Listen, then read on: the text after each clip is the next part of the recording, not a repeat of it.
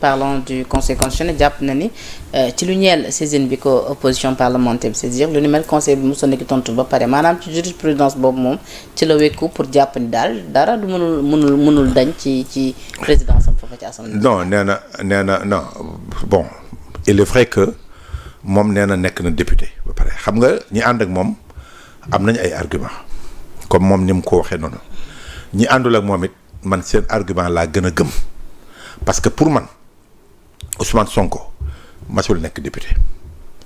wala bokk loi bi ñu naan boobu moom bi muy def suspension de mandat amul fenn moom maanaam bi ñu koy nommé premier ministre boobu sax boo xoolee amul remaniement dafa continuer rek parce que amul xool bu baax li ma lay wax moment boobu bi Ousmane Sonko di nekk premier ministre ñuy changé waat gouvernement bi quelques membres moom changé wuñu ko il y a pas eu de décret nommant le premier ministre décret bi c'est le gouvernement décret tel nommant les membres du gouvernement il y a pas eu de décret nommant le premier ministre donc il y a pas eu par exemple de Sonko 1 ou de Sonko 2 c'est le Sonko 1 qui a continué il est resté premier ministre il n'a jamais été député il est resté premier ministre moo tax nga dégg bi ñuy def gouvernement bi parce que si loolu la amul benn article nominal comme par exemple Al Amin boo xoolee dañoo lire décret de limogeage du président du premier ministre après décret de nomination d'un nouveau premier ministre en ce moment-là il y avait pas eu de décret de nomination d'un nouveau premier ministre dañu ne carrément nomination des membres suivants du gouvernement donc Ousmane Sonko bougé wul mettre fa mu nekkoon la nekk si condition yooyu la demee élection législative jiite liste bi moo tax mu dem mais comme mi ngi woon ci liste yi gis nga bu demuloon assemblée sax ne day démissionner bu toogee dans les 8 jours qui ont suivi dañ koy génne assemblée nationale il y a pas de chance donc de telle sorte que moment boobu loi de suspension amul. ba pare opposition bi toftal ci ni du moment où tey jii moom mandat fonction de PM mu jiitu mandat de député bi rek mandat de député bi dafay tëj. mais loolu la il n'a jamais été député. mandat wu premier ministre moom fonction premier ministre da ko jël ba dem ak moom élection bi mu demee élection it ba léegi am na ñu ci yokk ni installé wuñ ko bu leen neexee ñu ne wooy dès lors que mi ngi ci liste yi tak mais en tout cas il n'a jamais cessé d'être premier ministre léegi dañ ko doon xaar 8 jours yi pour xool lu muy nekk il n'a jamais cessé d'être premier ministre te on peut pas être premier ministre et député. mais li ñu jaaxal tamit dans cette histoire mooy Aïssata Tall Sall bi ñuy def ñoom seen conférence de presse dafa waxoon ni il y a que Diomaye tey jii qui peut saisir li nga xamante ne waaw loolu laa lay wax ni léegi loolu laa wax ni après comprendre ñu saisine bi nga xamante ne après Tafsir Thioye moo ko jiite. non loolu laa lay wax ni xam nga moom laa lay wax ni je n'ai rien contre Aïssata au contraire je l'encourage dama ni moo tax nga gis recours bi opposition bi def jaaruñu li Aïssata Tall Sall wax jaarewuñ ko ci recours boo xam ni voilà ce sont les députés c'est le règlement intérieur de l'Assemblée qui a été bafoué ñu def recours non ñoom dañ ko jaare ci fonctionnement des institutions maanaam loolu may nañ leen ko j'oublie l'article qui a été utilisé dans cette affaire-là bu ñu ko jaare woon foofu yoon mayu leen ko dañ ko jaare ci noo xam ne dañoo interpeller le conseil constitutionnel ci maanaam le fonctionnement des institutions li nga xam ni le conseil constitutionnel am na ci kaddu am na ñu koy woowee de truc parce que jurisprudence sax am na ci maa ngi rappelé wu bi nga xamee ni candidat yi à l'élection présidentielle de 2024 ci report bi ñuy wax nii léegi mais dañ ne woon amuñu woon sax droit saisir le conseil constitutionnel waaye vu la gravité de la chose bi ñu saisiré le conseil constitutionnel daf ko accepté daal dem ak ñoom nangul leen que mu bañ a am report. kon jàpp nga ni le conseil. oui non. peut ne pas se déclarer. non incompétent waaw loolu moom vraiment man j'ai eu assez d'arguments de la part de ces députés-là en tout cas de l'opposition pour di xaar ne. est-ce la raison pour laquelle sax ñu war a gaawantu dem ci ab cour constitutionnelle. bu fekkee mën na lijjanti affaire bi non xam nga am na sax ay mën a am plus d'ouverture. waaw mais am na statut ci yenn cas yi. non c'est vrai mais loolu dëgg la mais avant tout aussi Doudou Wade mi ngi koy rappeler keroog si Thiès débat bi ñu defoon waa PDS yi doon dem pour sargal Ablaye Wade à Thiès moom mu demoon fa muy wax ni le conseil constitutionnel dañoo yokkaat si moom prérogative yoo xam ni pour réguler en tout cas le système politique sénégalais rôle boobu dañ ko jox maanaam extension de son travail yamatul rek si incompétence de telle sorte que compétence am yi léegi macha allah bëri na. lu bëri il faut pas que les gens s'attendent que mu toog ne du prononcé wu. loolu prérogative yooyu am na ko. mais de telle sorte que xam nga il faut que ñu xam ni l'affaire est tellement grave que le conseil constitutionnel mënul toog bu fekkee. affaire bi jaarul yoon un président de l'Assemblée nationale n'importe qui penda doo député nga mën a dugg Assemblée nationale ñu xaarlal la yoon ba nga nekk présidente de l'Assemblée nationale loolu le conseil constitutionnel daf ci war a àddu ala kulli ali parce que yow mënoo nekkoo député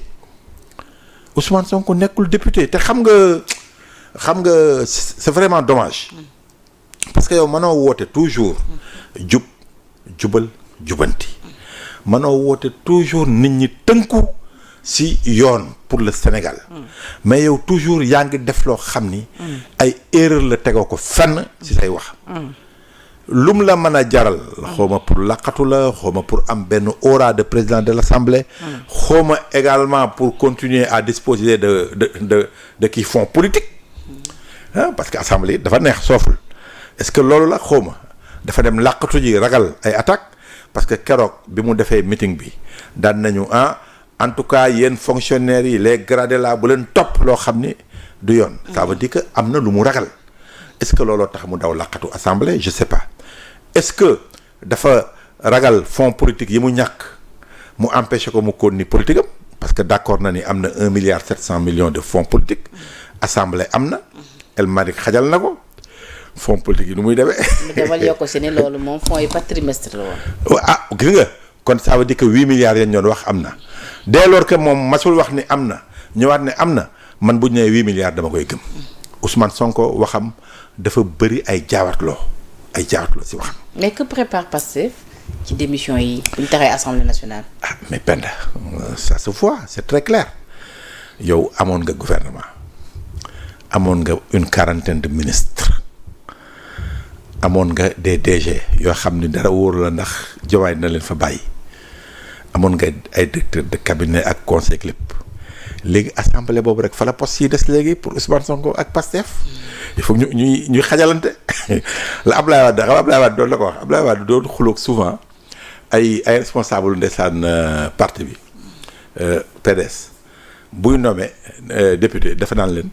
yow ñamoon nga ba pare waaw mosoon nga bàyyil kii mos day jël ko kenn xamul soit ay taalibe sëriñam militant mu jël dugal leen ci liste ñu nekk député nee na wër ñëpp am mais loolu la Cheikh Thioro di def loolu la Diallo def ñu xajal mais El Malick bon xaw ma dañ ko forcer mu démissionner xaw ma forcer wuñu ko mu démissionner waaye El Malick mënoo ko bàyyi député simple parce que ñoom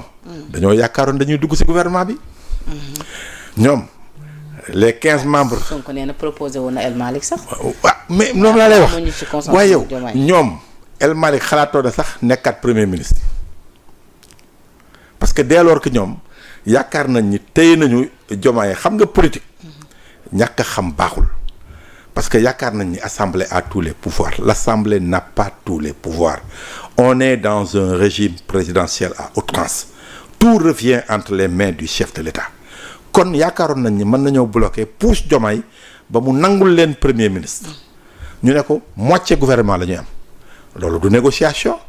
loolu kay forcing la Diomaye ñu leen defuma ko tey defuma ko ëllëg ci 15 yooyu ñaata ministre la Pastef la woon waaye léegi 15 yooyu amatul 8 yi nga bëggoon sax amatoo ko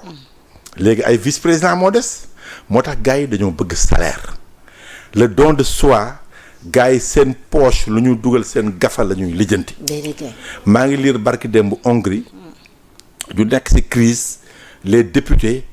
ont laissé se sont délestés de 40% de leur salaire pour jàppale état ci coono. yow yaakaar nga député yii yu Pastef fii bàyyi 40% de leur salaire maanaam ku ñuy fay 1 million nga mën a d'accord léegi di ñu lay fay ay 600 000 francs. d'accord man kay gëm naa ko parce que su ma gis ay honorable député Ismaïla Diallo en tant que vice-président de l'Assemblée démissionné. non mais tu restes député ak privilège waaw d'accord mais tu restes député d'accord waaye privilège yi ca toppoon. nga jox ko ka nga xam ni